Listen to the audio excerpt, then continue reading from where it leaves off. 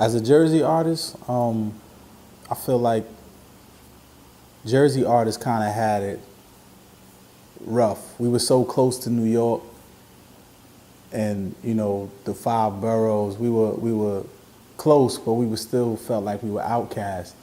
You know, you had New York, and then we felt like the hip hop industry went to Philly after us and got Philly. And I'm talking about in the '90s when we started. We felt like they went to Philly, and we felt like we had to fight our way in. And that's what we did, man. Jersey has its own style, so I felt like they didn't know how to perceive us. They didn't really know what was going on in Newark, New Jersey or South Jersey, you know, so we were fortunate enough to be brought in by a legend who was from Queensbridge. Shout out to the Q Borough, man. And he believed in some, you know, two Newark rappers and one DJ from Cleveland, and we got on, man. So I think the industry didn't know how to perceive Jersey artists at first. I mean, going to the other states, I think Lords of the Underground were perceived incredibly because we were asked to come to that state. We were asked to come to that specific city. So it was incredible. I mean, the first time I ever been on a plane was our trip to Chicago, you know, and that was one of our first flights as Lords of the Underground together. And that was my first time on a plane, man, and I think I was 18 years old. So going to Chicago, just seeing that Chicago wanted to see and hear something that I wrote or my group wrote as a collective, that was, you know, that was crazy to me. So I think we were perceived very well, man. I mean, anytime you come from the north, you know, up north in the East Coast, it's the birthplace of many things. And for hip hop, the hip hop culture, it was the birthplace for the hip hop culture. When you talk about the Bronx, New York, shout out to the BX, you had to prove yourself. You know, you had MCs before us, DJs before us, B-boys and B-girls before us, break dancers, what have you. They lived the culture. They talked, walked, and ate the culture.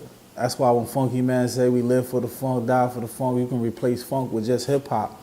I think it was hard because you had to prove yourself because there was so many talented people doing this new thing called hip hop that you had to prove that you was worthy to MC, to DJ, to whatever you represented in that culture. You had to prove yourself, man. It's not like that anymore. I feel that the social media game is a gift and a curse. I think the social media game has eliminated the filters, and it's given everybody the same opportunity, which is good. But at the same time, it doesn't have any filters, meaning that if you're in the first grade and you're trying to do 12th grade work and it doesn't work, now somebody who is looking for somebody to do a specific thing has to look through thousands and hundreds of not so talented or just not on the level that they're looking for to find what they're looking for. You know what I mean? So I think that it's a gift and a curse. I think that it's good for promotion. It's good that you don't have to go through the big buildings. But then at the same time, the curse is that you have to look through so much.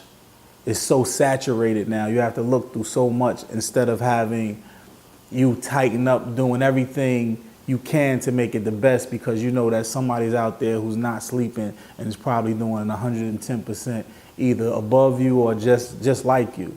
So that's gone now.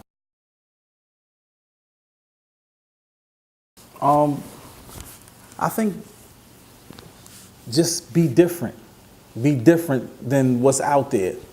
You know, I say this a lot, man, in a lot of interviews. I think that some people are influenced by what's popping right now, what's hot right now, what the now is. They're influenced by that.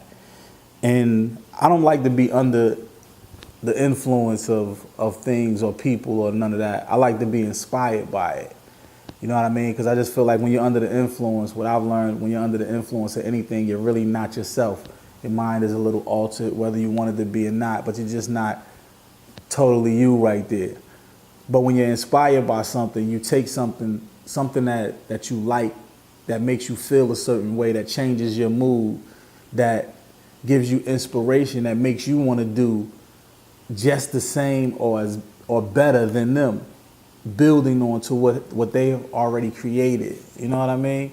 So I'd rather be inspired instead of being influenced, you know. So